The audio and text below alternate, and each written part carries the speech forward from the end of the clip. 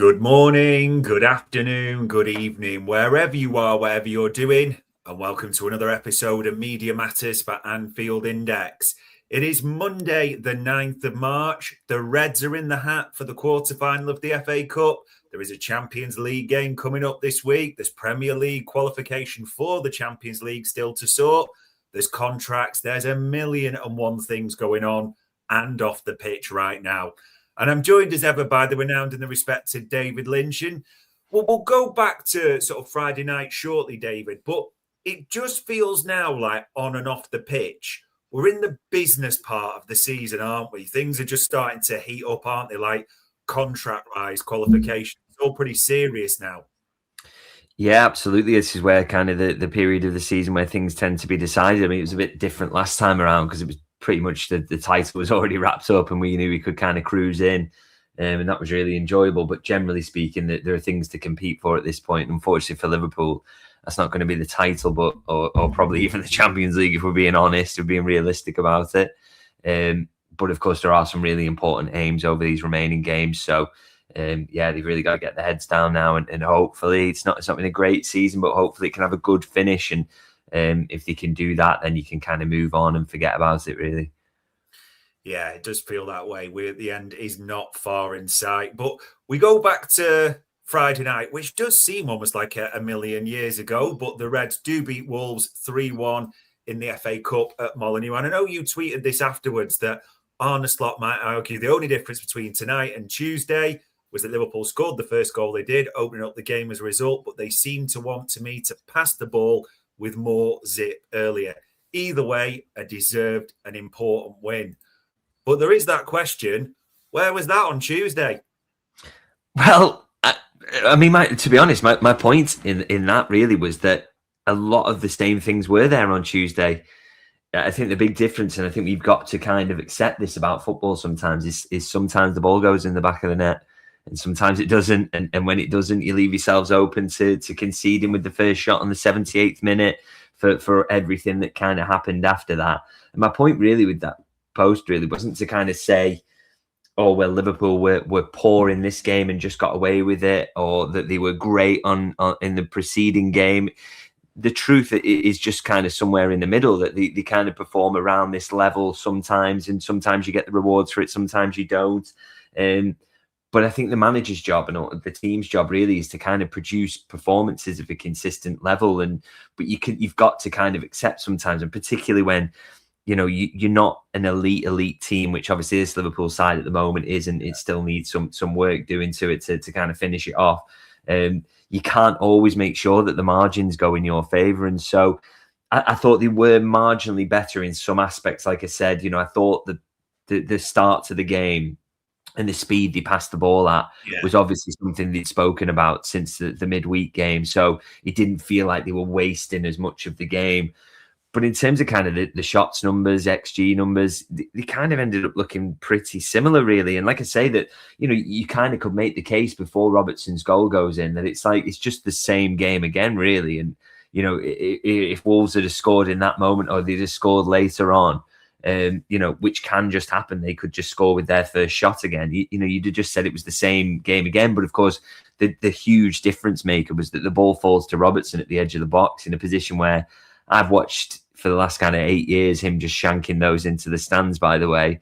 And instead he blasts it into the bottom corner. And from there, the game is much easier to win because you're the team that's in front, and Wolves have nothing to defend. So, you know, like I say, it's not kind of saying the performance was bad or the performance on Tuesday was good. It's just that football is a bit like this, particularly when you can't completely manage everything and you're not a really, really, really dominant side, which Liverpool aren't at the moment.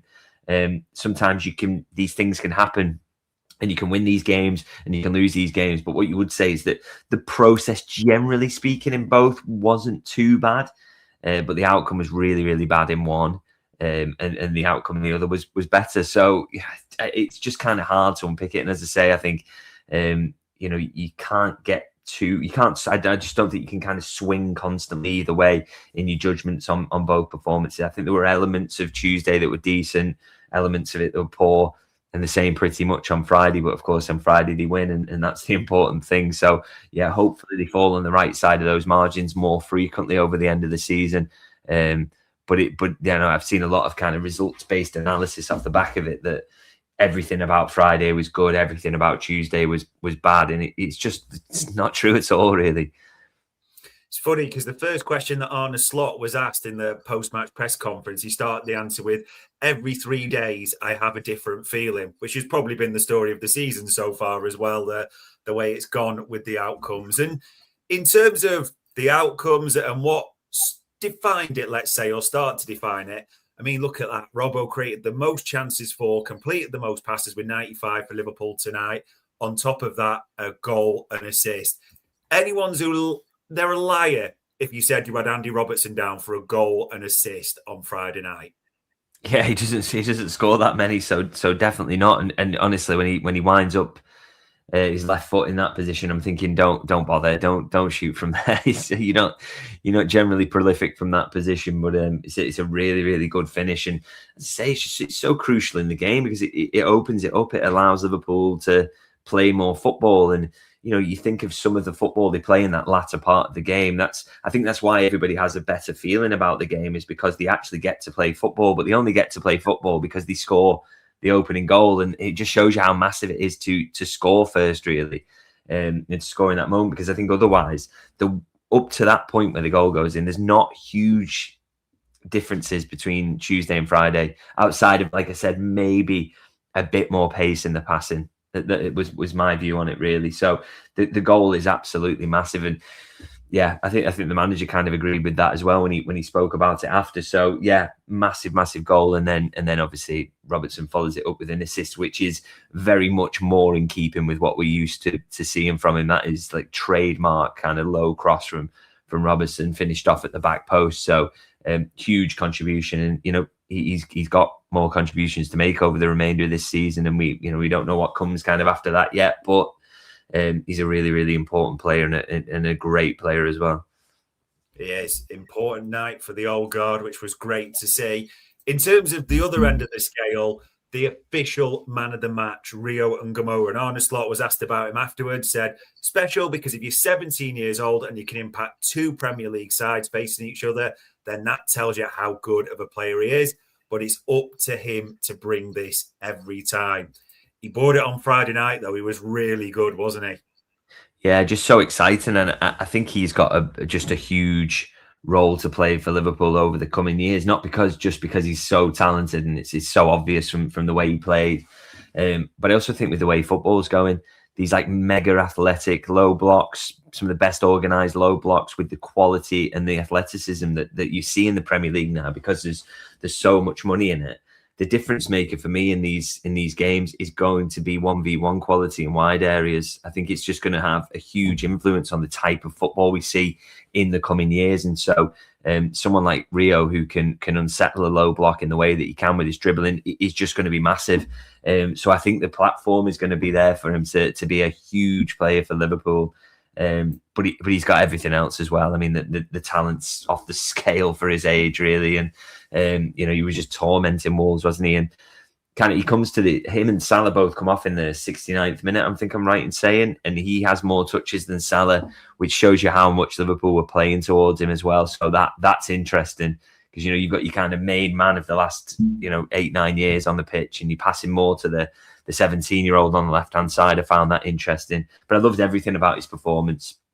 There's a little bit of work to be done there in kind of end product, but we've seen that at youth level from him, and he will. We've already seen it at senior level, mind you. He should have had an assist for Ekitike at Forest. He scored goals, so he should have had another goal against Brighton in the FA Cup as well. So that's I don't doubt that's going to come with him on a more consistent basis. But he's already really good. And I also loved so many times in the game he got kicked. There's one out on the touchline I really remember where he clearly, you watch the replay and he clearly just gets fouled. His legs get taken from underneath him, and then they give a throw in the other way. And instead of kind of complaining or moaning or anything or looking like he's just faced an injustice, he just gets up, gets on with it. I think that attitude is going to serve him so well. If he's not easy to wind up, if he just thinks, okay, well, I'll just get you next time. That's really, really going to be important as part of his transition to senior football, because he's not facing that kind of thing in youth football. The physicality that Wolves were kind of applying to him.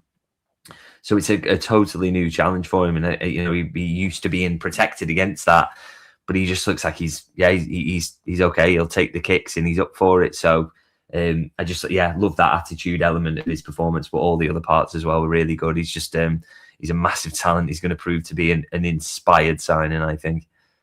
And this one, I suppose the big difference, because we talked about game state and when he's come on before, this was from the start, and he was up against, I think if I'm right, the paciest fullback in the Premier League, Wolves as right back that evening. But he went outside, he came inside, he had a few shots where he was unlucky. Arne Slot's big thing now a little bit, and we know it's been talked about. He's got almost the thing like Rio can do it from the start, we've seen now so far, but he's still got to manage him carefully, hasn't he? Yeah, this is the thing now. It's like I know there's going to be calls for him to kind of start every game between now and the season. And I think in terms of a quality argument, and like I said, he's kind of the application of his skills in the Premier League as it is now, there's a really strong argument to do it, because I think he's probably, I think Gakpo's form hasn't been great. I think Gakpo is not a 1v1 specialist anyway. And so his skills are kind of being lessened by the environment he's finding himself in. So Rio would be a really good shout, but you just have to protect him. I just think physically, in terms of how they're managing his training load, for him to be able to do 2 games in a week, he's nowhere near that. He is still a kid, so you've just got to be careful with him. So my view is that I want to see him get a couple more starts over the remainder of the season. I'd like to see him start a Premier League game. I'd like to see him start a Champions League game if there's a possibility to do so. But he can't start every one of them. And I accept that, he's probably in better form than Gakpo. He's probably more impactful at the moment. But we don't want to be in a situation down the line where, he's picking up injuries left, right and centre because of overuse. And, there's only some kids who can kind of play through that, but they do end up having shortened careers. So Liverpool have got to be careful. And I think Arne Slot has been careful. I think he's been almost selfless at times, because I think there's been an argument that it would have been easier for him to just throw Rio in and he would have got better results off the back of it. But they're thinking in the long term there, and I really kind of admire that. So I want to see a little bit more Rio. We definitely want to see more of him now. He looks more physically ready to do it, and he's in the kind of form to use him more. But you've got to manage when that is and be careful about it. And I expect Liverpool to do that. But obviously, it's up against the kind of clamour to see him in every game. Yeah, which is understandable at this moment in time. And another player that we haven't seen too much of recently, but he was good in this, Curtis Jones. It's a great finish, but all round a really good game, which kind of left more people scratching their head again. Why aren't we seeing Curtis Jones more often? Yeah, well, I'm a big fan of Curtis. I mentioned that quite a lot, but I think I have to say over the kind of last month or so, I don't think he's been in fantastic form whenever he's come in. I thought he was atrocious at Forest as a good example of that. Obviously, tough situation to be thrown in late on, but I didn't think he played well, and I think generally he's not looked fantastic when he's come in, but that was more like it. I thought it was absolutely excellent. I mean, I always say is like his trademark thing is he comes in and he wins duels and he keeps the ball. He never gives the ball away. And in that game, 4 out of 5 ground duels won, 100% of his 51 passes completed. It's just archetypal Curtis Jones. And then, of course, you get on top of that, he gets an assist, which is maybe a generous assist given it's a Robertson finish from miles out. But also the goal is really well taken. And again, he's had a poor month, I think, but that can happen to anyone. And I think overall, he's had a really, really good season. And I'm a massive fan of Curtis. And, he's got a big role to play again over the remainder of the season. So hopefully he can kind of keep, that was a little dip in form that he had. Hopefully he can kind of keep his best form coming now. Fingers crossed on that one. And I suppose that we were talking about the old guard because Mo Salah gets a goal and assist. Robbo gets a goal and assist. Curtis Jones, maybe it's wrong to put him in the old guard. But Joe Gomez, he didn't get much clamour, but I thought he was really tidy in this one as well. Yeah, he's another one, isn't he? When you see him, you just wish he could stay fit more frequently. He's just a really, really good player. He's a good centre-half as well, isn't he? It's like... you see him so many times in the fullback roles, and he's really, really useful there. But he is more of a natural centre half, and again, it's like he'd be nailed on for England's World Cup squad if he'd have been able to kind of stay fit. He's that level of player. People talk about, they rave about like Mark Gay or whatever. Joe Gomez, easily as good as Mark Gay for me, but he just can't stay fit. And he's got all the kind of passing quality. He's really good in duels. He's not the strongest aerially, but of course that's true of Mark Gay, and he's probably better than Mark Gay in that aspect of the game. But I think every other aspect, for me, kind of similar profiles of players, really. And Gomez is as good, but you just can't get him on the pitch. But I thought Wolves was a really good example of just how good he is. There was a lot to like, and it's through to the next round. And I suppose when we talk about off the field stuff as well, this feels a good place to start because Liverpool went through. I think they were joined by City, Chelsea, who needed extra time against Wrexham, and Arsenal were through. And then yesterday we had Port Vale with the surprise, and Southampton and Leeds, I think, through. We're not going to get a nice draw in this one, though, don't you? Yeah, there's absolutely no chance that anyone but Arsenal will get Port Vale. That's pretty much baked in, and then we'll see what kind of happens after that. But no, it would be so nice to get one of the kind of draws, just because you can mix. If you get, say, a Port Vale at Anfield or whatever, you can mix things up in terms of the team. You don't have to get Ekatike anywhere near it because his workload's ridiculous. You can protect quite a few of the big names. It'd be absolutely massive if they could. Not just because you think you've got a bigger chance of getting through, but as I say, just how many games you've got to play, the fact the squad is a little bit stretched at the moment with some of the injuries, it would be fantastic. But, the draws tonight, let's just see what we get. Maybe I'll be completely wrong. I hope I am, and I hope they get a kind of draw. That would be fantastic.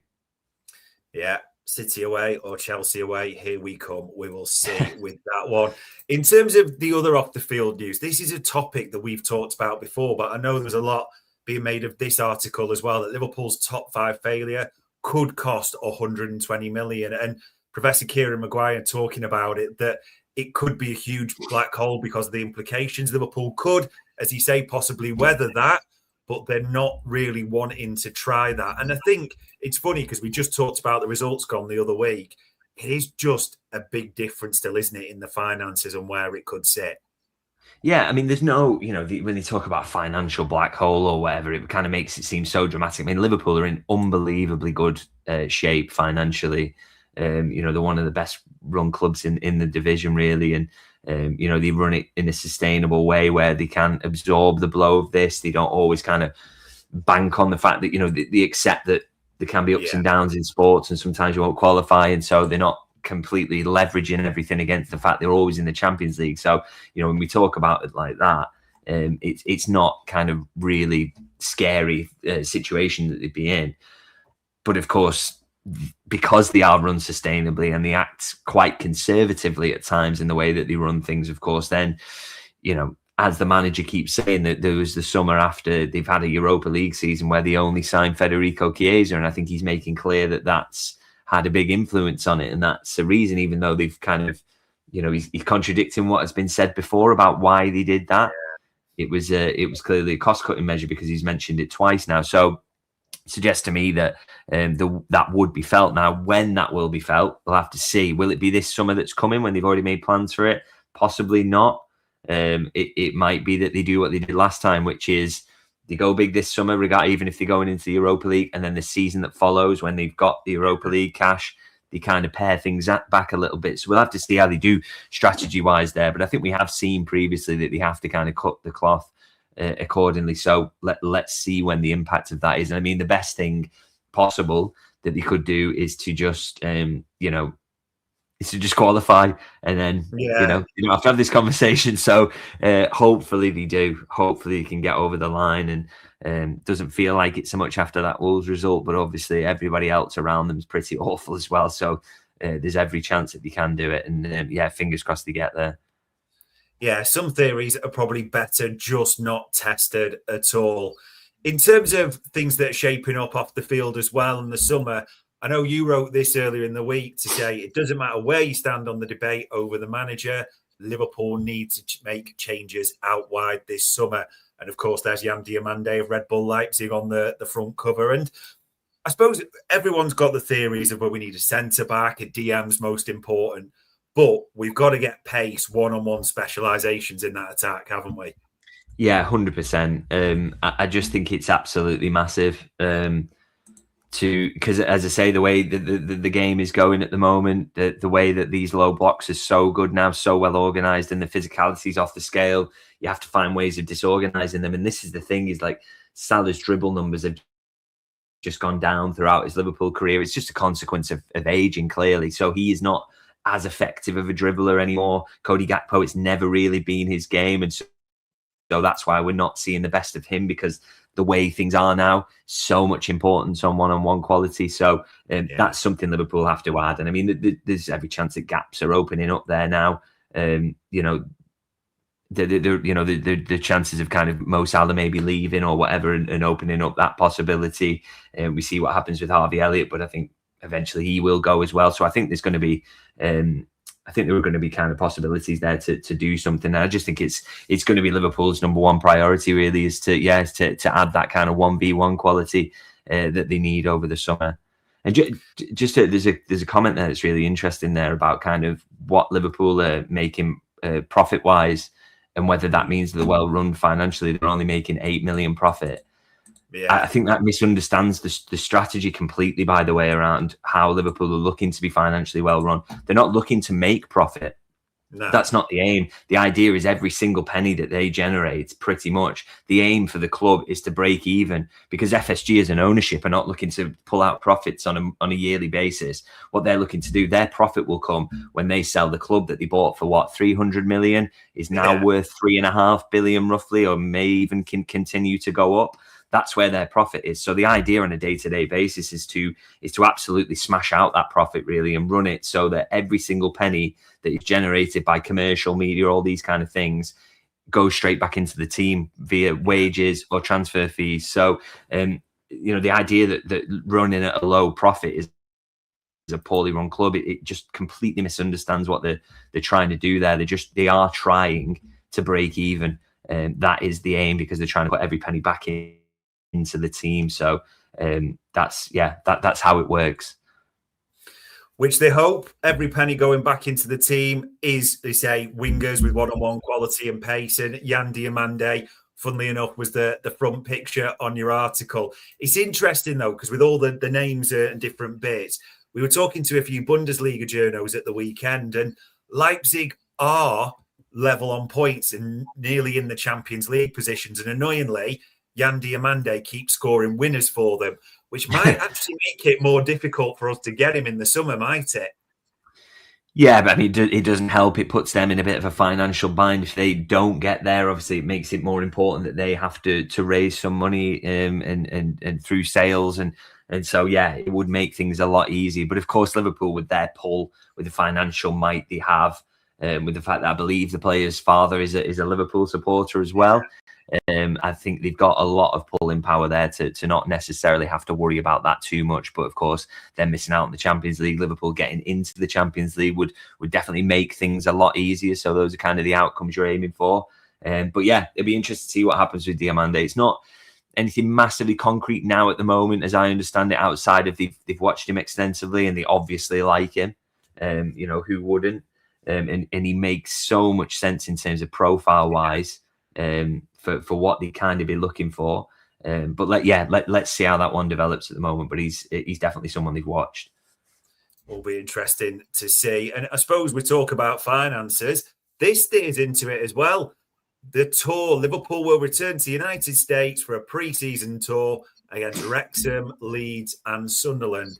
Playing Wrexham, Leeds, and Sunderland with one in Yankee Stadium, New York. It's always good for a money spinner. That'll help the books, though, won't it? Yeah, absolutely. Yeah.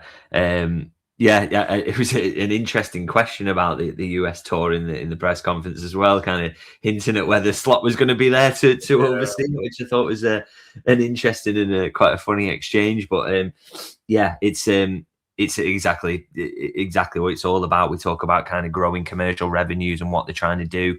And how the club is generating an awful lot of cash and revenues. And again, one of the things we have to say, by the way, the top English club in the Deloitte Money League as well, which shows you they're heading in the right direction, and things like this always help. So yeah, looking forward to that. Well, not looking forward to those, actually, quite looking forward to a break when that comes around. But yeah, it'll be that when it restarts and they head off to that US tour, it'll be, yeah, it's always an exciting time and an interesting one, and one that helps them in terms of generating those huge revenues as well.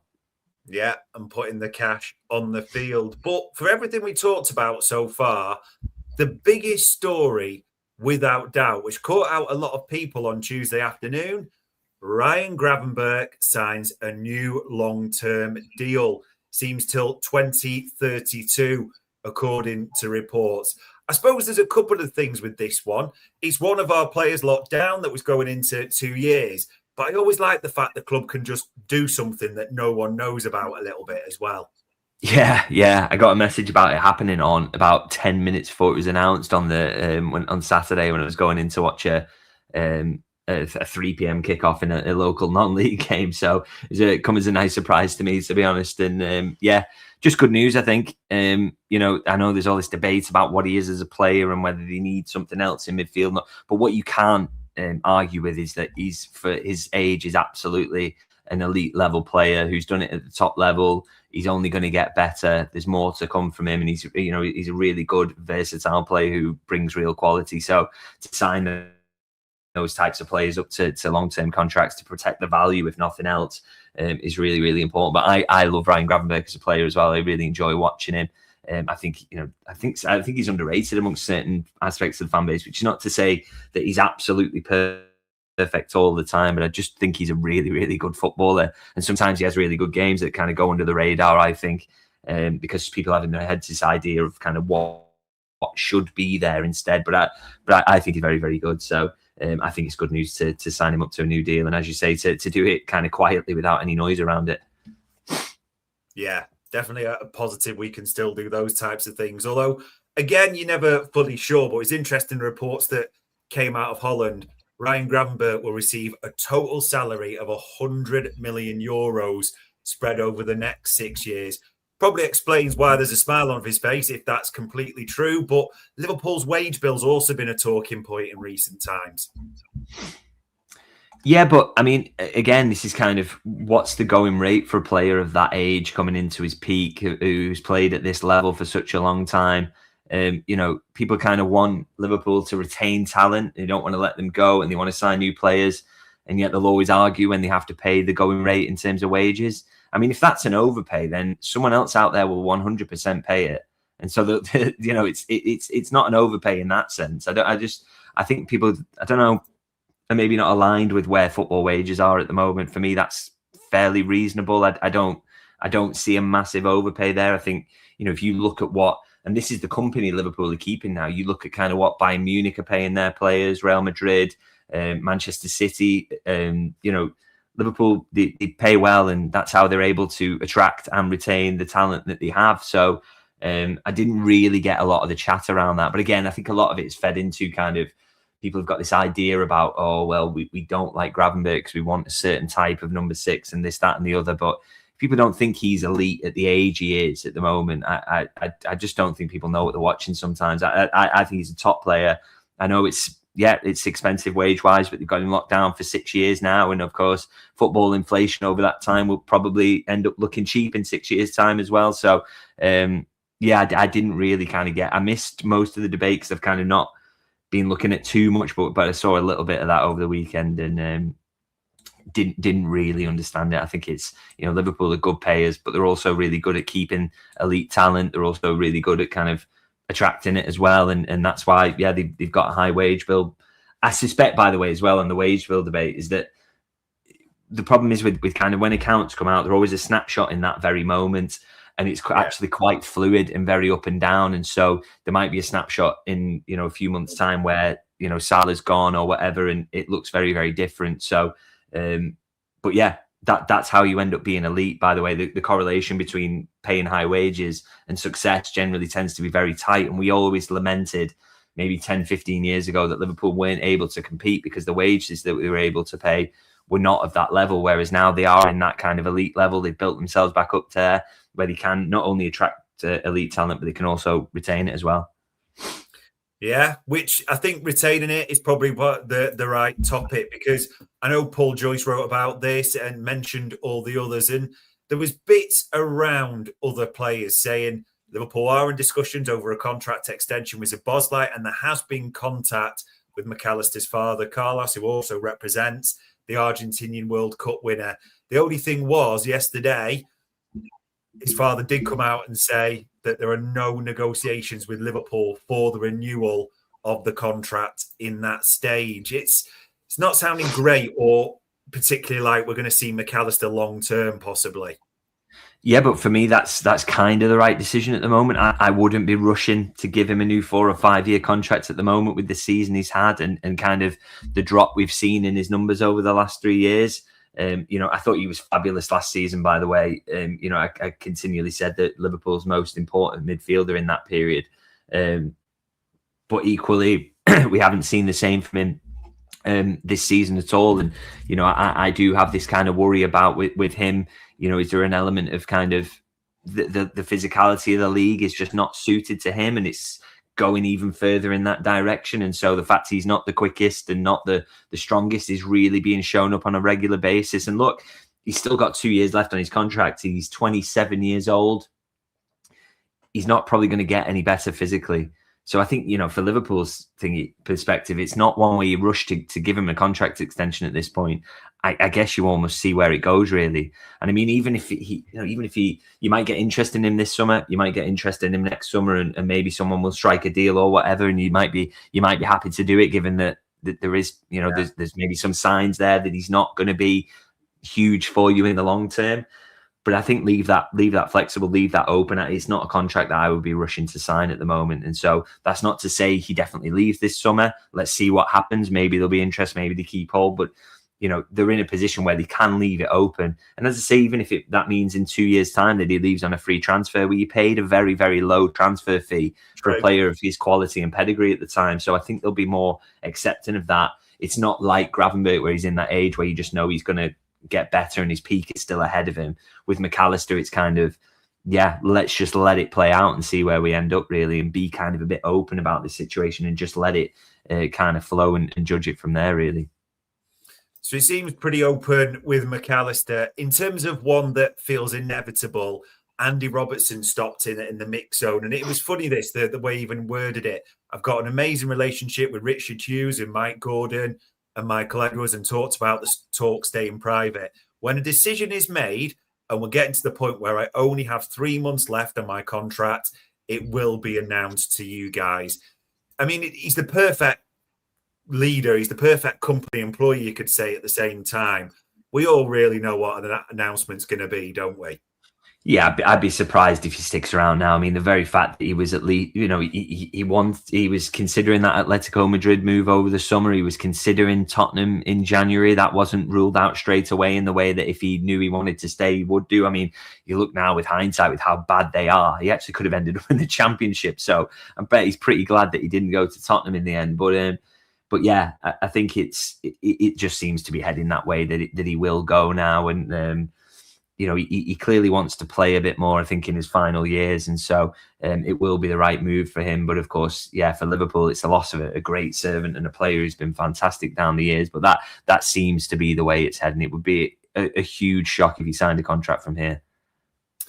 And maybe in the way in terms of other players are heading, we've almost had a bit more positivity, because Arne Slot had talked about Ibu Konate and pushing for renewal in the embargo a couple of weeks ago. But Paul Joyce wrote, Liverpool still wants to extend the deal of Konate. It was 27 in May, but there appears to have been little progress of late over reaching an agreement. And funnily enough, stories are starting up in Spanish papers linking Real Madrid with a free transfer signing. Didn't like that line by Paul Joyce. There was a bit of an optimism, not a wave, but a bit of a jump a few weeks ago. But that's not optimistic, that comment. No, but it's kind of one of those. It's the big question for me recently is kind of being like, well, who's going to go for him? And it was kind of quite emphatically ruled out that Real Madrid were interested a few weeks back. So, a bit longer than that, a couple of months ago, maybe. And so I don't know, really. It's just hard to say. As far as we understand at the moment, the kind of Liverpool are pushing. player seems open to it. He's not absolutely desperate to leave, and it wasn't very obvious who his kind of options were going to be. But I guess if Real Madrid is on the table, then it does seem like an attractive option to the player, really. So that's a concern that they seem to be back in the mix now. But it's just one of those. It's kind of tough to read at the moment. Not getting a lot from either side at the moment. So let's just see. It's not worth kind of swinging from pillar to post when you hear every update and think, he's going to definitely stay or he's going to definitely go. It's in that zone at the moment where it's hard to say. And you've got to say, look, Trent did end up leaving on a free, but Van Dijk and Salah ended up staying. So all outcomes are on the table at the moment. I don't think anybody's being particularly concrete, but of course it is March now, and as that time ticks down, it gets tougher to kind of see him signing a contract, but we will see. I wouldn't like to kind of come down hard on either side of that, really. Yeah, fingers crossed, but it feels unlikely. And it may be telling because we're getting updates, as we say, we've had Ibu there that we've just talked about, Robbo that we've just talked about, Grav signs a new deals, Szoboszlai's mentioned, McAllister's mentioned in different ways. Not a single line about Curtis Jones in that Paul Joyce article. Maybe tells its own story. Yeah, again, his openness to the Inter move, I think, kind of spoke volumes, really, and the idea that, again, it just seems he has all the hallmarks of a player who wants to go and play more frequently, and he was open to the Inter idea, which, again, if he could have shut that down immediately, it would have got to his agents and they'd said, no, I'm Liverpool, I'm going to stay here.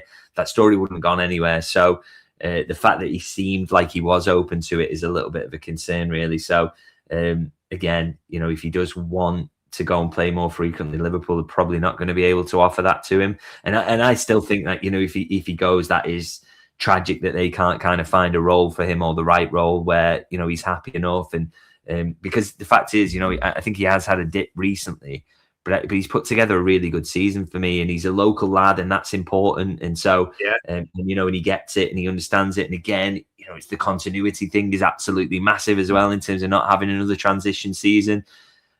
But the signs aren't great. So, yeah, a little bit concerned about that one. And you kind of lean towards the fact that he might go over the summer. Yeah, it does look at another one with a question mark against it. And even this morning, I mean, we've talked about Mo Salah before and what feels inevitable, but I was pleased this was ruled out from the side that Diaby could be coming possibly to Liverpool. But the reports are gathering sort of traction in Saudi that Mo Salah is the top target for Al Ittihad. That's another one a bit like Robbo. It just feels like the last game of the season at Anfield, we're going to be witnessing a major presentation, aren't we? Really on the pitch. Yeah, I just feel like that. I think with Salah again, it's kind of he's in that position where he's probably not loving it now. He's in the team more now than he was in that period where he got dipped out. But it just is so obvious for this team to kind of take the next step next season that you just need changes on the wings, and Salah has been otherworldly for close to a decade for Liverpool, but you can't outrun aging, and I think that combined with the fact that the demands on wingers have changed over the last couple of seasons, it's all kind of caught up with him a little bit, which is absolutely fine. I know people take it as sacrilege, and I keep seeing this debate online about he's not being platformed in X, Y, or Z way, or people just don't want to accept that a player cannot play at the same level that they used to. It's just so obvious that it's happened with Salah. I mean, you've had games like the Wolves one in the league where they got in the ball so frequently, and he was touching the ball in good areas and not doing anything with it. And that for me is not, that's not a platforming issue. If you're getting the ball to him, he just wasn't producing at the right level in the end. So I just it's not saying he's finished or all these kind of things and these adjectives. His numbers from the season are pretty decent again, but it just shows he's such a good player. But he isn't. He can't really be in the starting 11 for next season for me. And I think that's and I think he will want to go and try something new now, accepting that Liverpool are probably going to sign in that position. And, the Saudi move looks like a good move for him. Obviously, this Arab icon be perfect. He'll get paid insane sums of money and they get to move on and be the jewel in the crown elsewhere now. So it just feels like it's the right outcome for everyone at this point. And It gets the wages off the books for Liverpool as well, and they're able to reinvest that money. They'll probably get a decent transfer fee as well out of it. So you throw all these factors together, and it just feels like the sensible move, really. It's as sad as that's going to be come the end of the season. And yet, for all the chat we've had this season about next year not being a transition season, Konate, Robbo, Salah, McAllister, Jones, all senior squad players, all with serious question marks over them. It's going to be just, quote unquote, another big summer, isn't it, really? Yeah, I mean, what needs to happen, what you hope will happen, is that they manage how many of the starters are kind of going. So you'd kind of say with Salah that the level he's playing at the moment, it's replaceable, isn't it? It's somewhere you can maybe do better. And so, you do something there, and then centre half Konate starts every game. So, that's going to be a big change, but kind of just manage what else you do and don't change too much if possible. You only want to be changing one or two starters really if you can.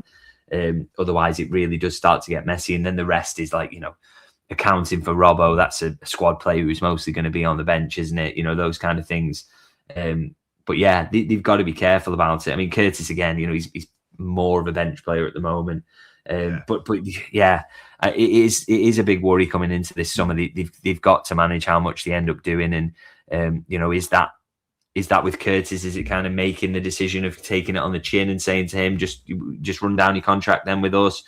We need you around for continuity for at least another season. Maybe that's the decision that they end up making, but it does look like it's going to be a lot out and a lot in again, which is. If any of those players that are coming in need an adaptation process like a Florian Wirtz or Milos Kerkez, then that is a worry for Liverpool, because that means a slow start, and a slow start generally means that you're not going to challenge for the league. There's also the possibility, you think Liverpool could go with FFP and Curtis Jones being booked as pure profit, as they put it. That could be, so there's just so many questions, but we're getting into that business bit. And we shouldn't really ignore, in the more immediate future, we are heading to Istanbul. The open training was at 10 o'clock this morning. It is another huge week coming up. And funnily enough, in Istanbul, Victor Osimhen was talking that Liverpool are a very, very big team. We'll be playing at home. If we are careful, we can do well, even if it's not easy. All matches in the Champions League are tough. We will fight to do well. We've not got the greatest record. I think, is it one in the last 24 years we've won that? Is there an element of, for this one with a two-legged tie, just stay in it like they take a draw and we'll beat them at Anfield? Yeah, you'd think so. You definitely think so. I mean, I watched Galatasaray against Juve, by the way, in the one that they kind of snuck through at the end there, and they were absolutely dreadful. And I didn't think they were very good against Liverpool in the game when they played earlier in the season, to be honest. It was it was kind of that sort of attritional game, and they get, for me, a bit of a dodgy penalty and win through that. But, Liverpool had their own chances then as well, and we didn't kind of quite know what level Liverpool were at then. But even then, it was kind of, a tightish game decided by a bit of a dodgy pen. So I would like to think Liverpool can go there and win. But if they can't, you'd also like to think they wouldn't get blown away there in a kind of tie deciding manner. So any kind of a 0-0 or even a 1-0 defeat is not too bad at all. But I think Liverpool are capable of going there and winning, because watching Galatasaray against Juve, they weren't particularly impressive at all. Nah, you fancy at Anfield that we should get the job done. And I suppose people are looking at this because we mentioned Rio Ngumoha before and who might come in. Robbo has a good performance. Ekitike didn't play a minute, which is a good thing. Florian Wirtz came back in a tune-up. Who are you thinking is going to be in the lineup for this one? I think he's just going to go with whatever he thinks his strongest possible team is at the moment, really. So, if Wirtz should be available, shouldn't he? He'll have enough training behind him. Hopefully, he can come straight back in. And I think they need him, by the way. I think, the lack, his attacking quality that he brings is absolutely massive. He's pretty crucial to Liverpool. And so you need to get him back in. Obviously, Ekitike is a nailed-on start. He says Szoboszlai is. Konate, Van Dijk pretty much pick themselves. Kerkez will definitely start. Allister, obviously. And then it's just, those key little decisions then around the edges of kind of, do you go Joe Gomez at right back or Jeremy Frimpong? Is it going to be Gakpo down the left? And are you going to kind of go with that? But yeah, I think he'll just go with his strongest 11, or what looks like his strongest 11 for this one, and make your decisions after that, really.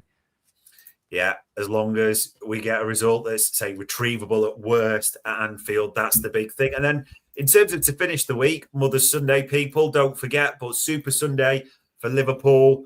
I mean, how tight now since we last spoke is that Premier League table that Spurs at home is probably one you'd pick with Igor Tudor's boat or whatever he's bringing. So that's just got to be 3 points as well, hasn't it? Yeah, 100%. I mean, they are absolutely dreadful. You hope is that Igor Tudor hangs on till that game, by the way, because they got Atletico Madrid in the Champions League. I'm a little bit worried about that, that they make a decision on his future. Liverpool could really do without facing new manager bounce again, if possible, because that's happened way too frequently in recent years.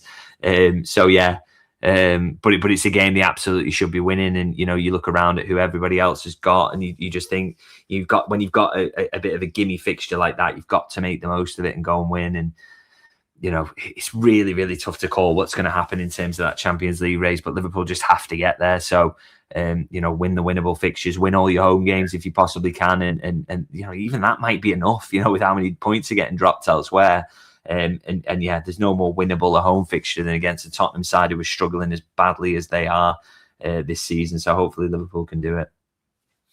And it does feel like for the final one in this period, everything's going to start to feel it become a bit clearer. Like now, are we going to get Champions League? Where we get in the FA Cup, the Champions League, and how that starts to look. But also off the field, because it was about this time last season we started to get real clarity on Trent, on Virgil, on Mo, and what was happening as well. It does feel like the way it's phrased, we're into the proper business end of the season on and off the pitch, aren't we?